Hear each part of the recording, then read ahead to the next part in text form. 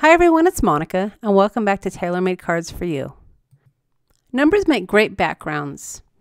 You can use numbers for so many different occasions. You can use them for birthdays, you can use them for anniversaries, or you can just simply use them to create a focal interest.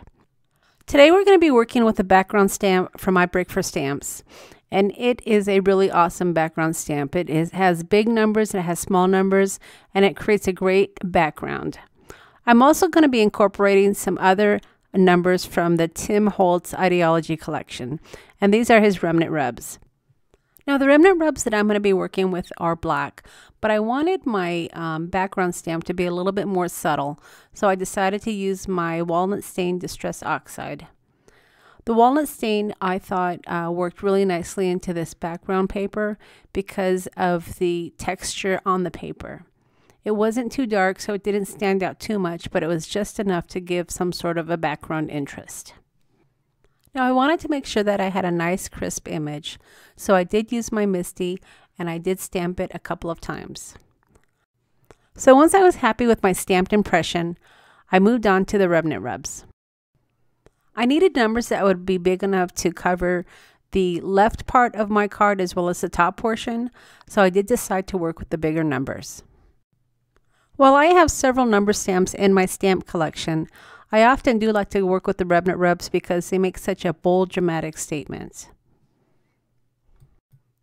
Now as you can see, these numbers are really dark. And this was the main reason I chose to use the walnut stain rather than some black ink, because I thought if I had used some black ink, then the numbers would just kind of mesh together and you wouldn't be able to see them very distinctly. But by having the walnut stain on the background and then adding the black Remnant rubs, I really think that they kind of not only work together, but have good contrast as well. Now, if you've never used Remnant rubs before, they're pretty easy to work with. The packet does come with a popsicle stick, but I like using my stylus or this embossing tool that I have to rub off the numbers onto my paper. Now the set that I'm working with today is the number Remnant rub set, but the Idea-ology collection does come with other themes as well, but this is by far my favorite because again I really like working with numbers. So the two sets of numbers that I chose worked perfectly for the balance of the background.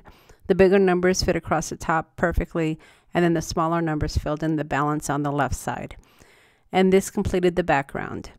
I did plan on doing some layering, so the contrast of the black and the brown was perfect. Because as you can see in just a little bit, I am going to bring in some paper dolls, and the paper dolls are more of a muted black and white, and they'll match really nicely against that bold black numbering. So my original idea for the card was sort of a Las Vegas theme, and as I progress, you're going to see that it really didn't work out that way. But initially my thought was I wanted to have sort of a play on lucky numbers, and I wanted to work with these numbers here from my paper stack from 7 Gypsies. But I just couldn't incorporate it to look the way that I liked it. The numbers were just a little bit too big and it covered my background a little bit too much. So while the idea there was to work with 7-Eleven, I wasn't able to actually incorporate it into my first card. But as you're going to see at the end of the video, I did create another one where I was able to add that 7-Eleven, and I thought it worked nicely. To continue with the number theme, I did decide to add some washi tape to the top of my brown cardstock as well as to the bottom. And then I took my stamped smaller piece of cardstock and I layered it right on top.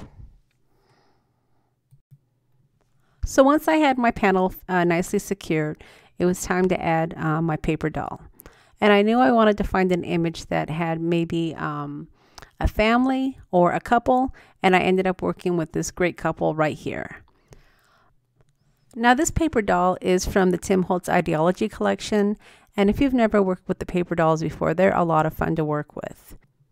The set that you get has several images ranging from little kids to couples to even a bride and a groom. All of the images that he uses are from people back in the day. So they have some great costumes and hats, and they're a lot of fun and add a lot of character to your cards. Now there are two separate types of paper dolls packets. The packet that I'm working with today is just your basic packet, and it doesn't really have any theme per se. But then there is another set that is a holiday theme. And within the holiday theme, you're going to get images that will show you people during the holidays. So you're going to find kids that sit on Santa Claus. You're going to find kids that are dressed up in costumes, and they'll be more towards your holiday themed cards. I also used one of the flashcards with the word lucky, and I adhered that using some foam tape as well. And then finally, I found a quote on the metallic stickers that read, "Lucky is a state of mind." So while ultimately I didn't end up creating a Las Vegas theme, I was still able to incorporate numbers and the word lucky. So as always, I will leave a list of all the products that I've used to create these cards, along with the links to the stores. If you've enjoyed the video, I would sure appreciate a thumbs up. And if you haven't subscribed to my channel yet, don't forget to hit that subscribe button before you head out. As I said earlier, I did create a second card, and I'd be interested to know which one you like best. So leave me a comment and let me know which one you prefer, the 7-Eleven or the one that says Lucky. All right, everybody, thanks so much for stopping by, and we'll see you again next time.